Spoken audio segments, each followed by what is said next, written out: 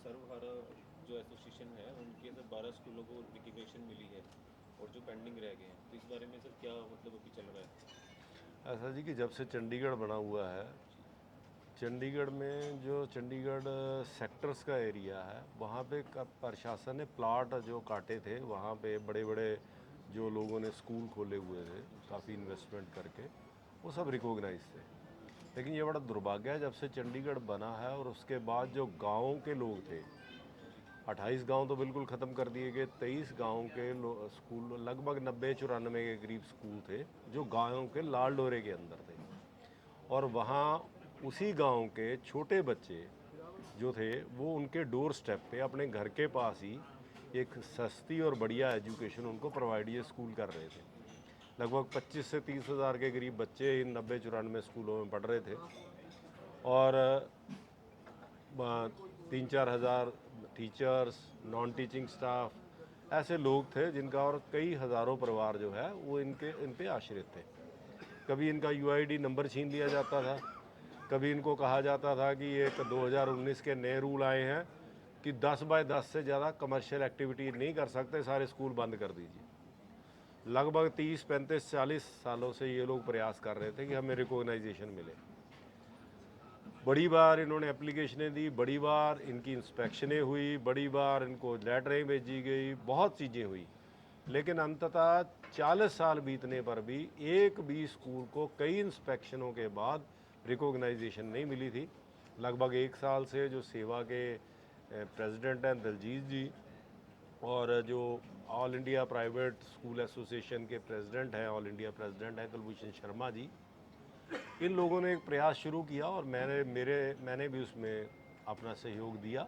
और हम गवर्नर साहब से मिले, हम अलग अलग प्रशासन के अधिकारियों से मिले और वहाँ जाके हमने जो है ये बात रखी कि ये स्कूल जो हैं ये सब नॉर्म्स पूरे करते हैं, इनकी इंस्पेक्शंस हो चुकी हैं, आपने इंस्पेक्शन करने के बाद इनकी रिकॉग्नाइजेशन को डिनाई भी नहीं किया, तो आपने इनको रोक क्यों रखा है?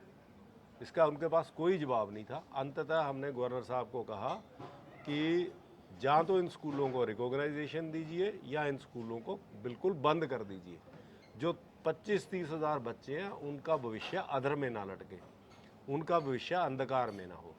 मैं धन्यवादी हूँ गवर्नर साहब का, एजुकेशन सेक्रेटरी प्रेरणापुरी जी का, नीतीश सिंगला जी का, डीओ साहब का और सारे अधिकारियों का, कि इस बार बड़ा पॉजिटिवली काम हुआ। गवर्नर साहब ने एजुकेशन सेक्रेटरी जी को निर्देश दिए कि जो जो स्कूल भी नॉर्म्स को पूरा करते हैं राइट टू एजुकेशन के तहत उनको रिकॉग्नाइजेशन दी जाए।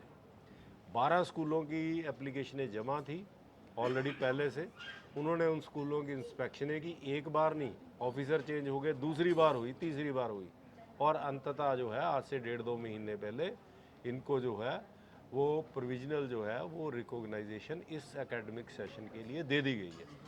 और आगे जितने बाकी स्कूल्स थे उन्होंने अपना सबमिट कर दिए एप्लीकेशन। प्रशासन के लोगों का पॉजिटिव एटीट्यूड है, उनको ये बात समझ में आ गई है कि गांव के बच्चों को भी पढ़ाई का हक है, गांव के बच्चों को भी अपने घर के करीब जो है वो स्कूल में जाने का हक है।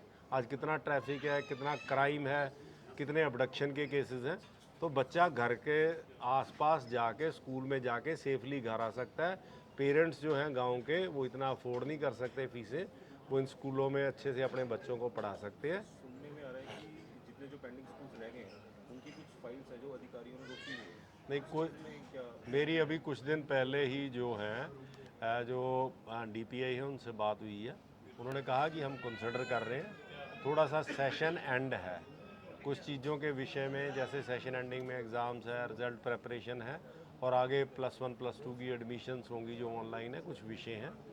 पॉजिटिव है जी, अगले सारे सेशन में जो है अगर परमात्मा सब ठीक चाहेगा सब चीज़ें होंगी, स्कूल जो हैं वो लगभग स्कूल्स नॉर्म्स पूरे करते हैं, जो भी राइट टू एजुकेशन के रूल्स हैं, रेगुलेशंस हैं, उनको पूरी करके इस सेशन में उनकी इंस्पेक्शनें करवा के अगले सेशन से जो है वो इनको जो है वो रिकॉग्नाइजेशन के लिए हम प्रयास करेंगे। और दूसरा, जिन स्कूलों को 1st से 5th तक रिकॉग्नाइजेशन मिली है उसमें भी अभी कमी है, उनके पास 8th तक का इंफ्रास्ट्रक्चर है, तो गवर्नर साहब ने उसको भी पॉजिटिवली लिया, उन्होंने कहा कि इसको भी हम कंसिडर करेंगे।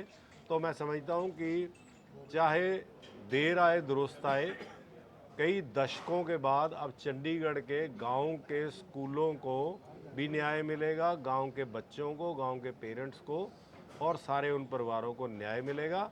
वो अपने गांव में रहते हुए अपने घर के दरवाजे के नज़दीक बढ़िया और सस्ती एजुकेशन उनको मिलेगी। यही मेरी जो है प्रशासन के लोगों से भी उम्मीद है, और हम जो इसमें जो भी मेरा सहयोग होगा हम सब लोग मिलके इसको करेंगे। धन्यवाद।